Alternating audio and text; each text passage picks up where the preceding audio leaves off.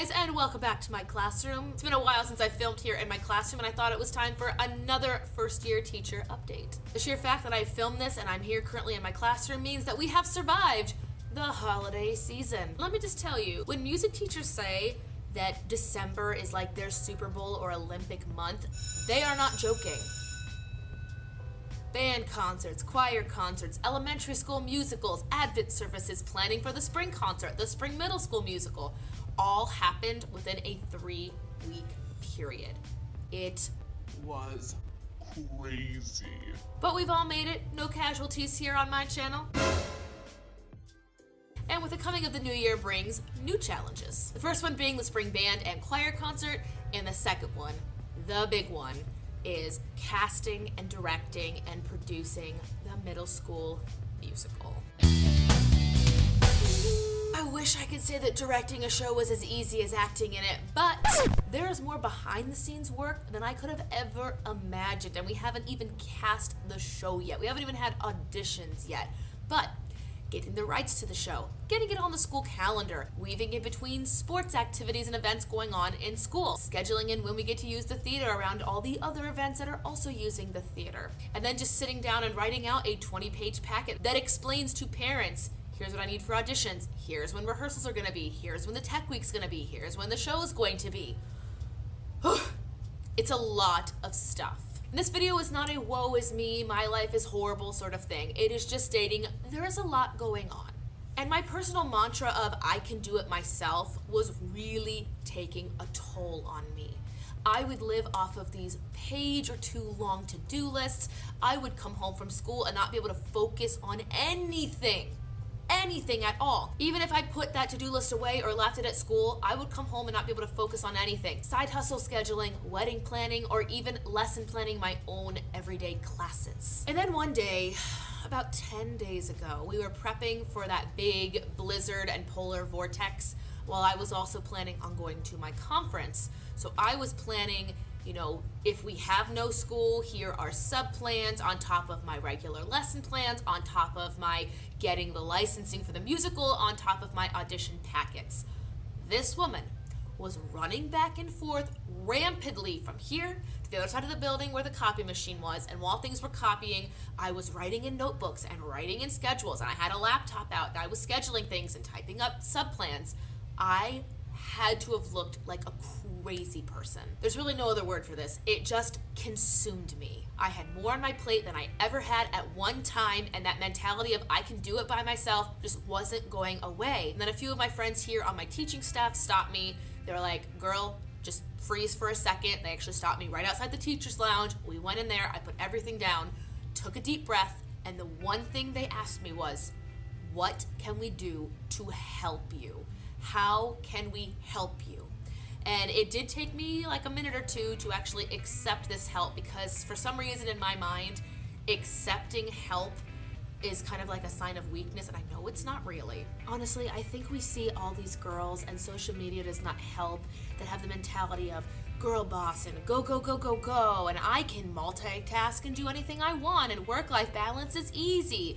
Got this, you know, life, nailed it, whatever you want to call it. So the idea of asking for or even accepting help from another person just sometimes feels like a weakness to me. And again, I know it's not. I know that you cannot do it all on your own. And I'm so thankful that they stopped me and just asked me that one simple question.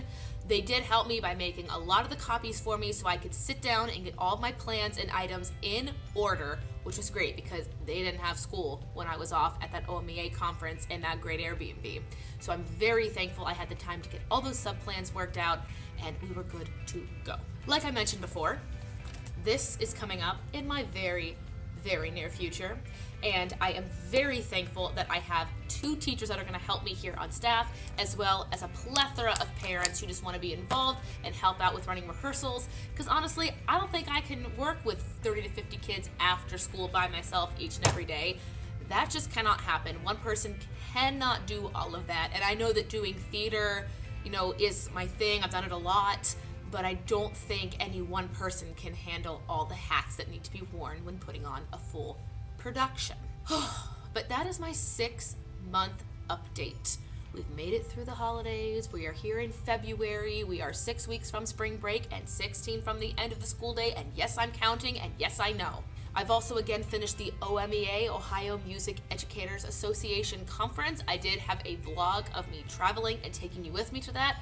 I found that very beneficial. I got a lot of really good resources. I'm reading a couple books about being a specials teacher. Specials meaning they teach gym, art, music, basically electives, and different ways to make your classroom management more useful and efficient, and just having a happier classroom overall. If you are watching this and you are a teacher and it's not your first year, let me know how you get through that slump that occurs after the new year has kind of worn off and you're in that limbo phase between New Year and spring break. Like right now, I'm super busy because I am getting my full class schedules and lesson plans done while all of this is still getting prepared for Monday. Side note, I plan to have 30 kids audition. There are 50 names outside my door with 10 spaces left, and I'm sure they'll be filled on Monday. Woo, that's a lot of kids. But here we are, 6 months down, 3 to go until we complete year 1. It's still amazing. I love it every single day. It is never boring. The kids are an endless source of entertainment. They are hilarious. They are such smart kids. They're just a great group of individuals that I'm lucky enough to share this building with every day. But if you are somebody who is going through their first year, just keep going. You can make it. You will make mistakes. You will learn from them. No one was perfect their first year. That is actually what someone said to me at the OMEA conference. They said, Kristen, stop telling me everything that you're doing wrong. You're going to learn. But you should also remember, no one got this right their first year. All the things you learned in college, the techniques, the classroom management, all that stuff, it's not garbage, but I'm just saying you can't apply everything you learned and expect a perfect classroom. It doesn't work like that. You have to bend and sway to the classroom environment, what the kids are going through, how long you get them, what their skills and musicianship levels are. For example, I'm not going to teach my 8th graders the same thing I'm going to teach my 2nd graders.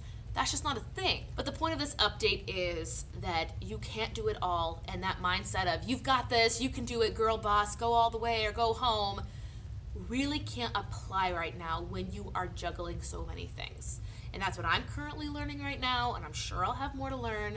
But right now, it is Friday. We have an assembly in a few hours, so I have shortened periods, and I've got 20 minutes until middle school choir comes in, so I'm going to set up all their music. I put on my smart board exactly what we're doing in class, so they know the warm-ups, they know the songs we're working on, and then because they're auditioning on Monday, I've got like a cute little comedic Beauty and the Beast 5-minute video for them to watch. I try to change it up and not do the same things every day, but I try to keep a schedule so they know they're going to come in. They're going to put their books on the counter that I'm currently filming on. They're going to get a folder, and they're going to go on the risers in their assigned spot. We're going to warm up. We're going to run a few spots in the music and then run the whole song 2 or 3 times, focusing on what we need to fix. And then, because of shortened periods, then we'll put those away. We'll watch our 5 minutes of Beauty and the Beast. I'll answer any audition questions, and they'll go on their way. And then it will be lunch and recess time for all of us. Usually if we have more time, we'll do the same thing, only with multiple songs. I'll ask if anybody wants to try the solo in the songs, because every song has a solo, because I feel like it's a good opportunity for the kids. And that's how we do it right now. Try to keep them on a routine, because kids and I myself like to run on routines, but also not make it a boring routine. Change it up. We will sometimes do 7-second riddles on the screen. We will sometimes watch a little bit of like a Sound of Music clip, or because we're doing the best of Moana, we'll watch a couple songs of Moana and see what the kids know. And it's also nice for them to see like where their songs are coming from. That is the end of my soapbox spiel. If you need help, ask for it. If someone is offering help and you need it, do not be afraid to take it. That is very kind on their part. All right, here we are, February. We've made it. I hope to have another update in March, maybe April or May. Maybe the last day of school. Who knows? Give this video a thumbs up and let me know that you like these kind of videos. And if you're new around here, click the subscribe button, and we'll see about doing another teaching update in the very near future. I will see you guys in the next video. Bye.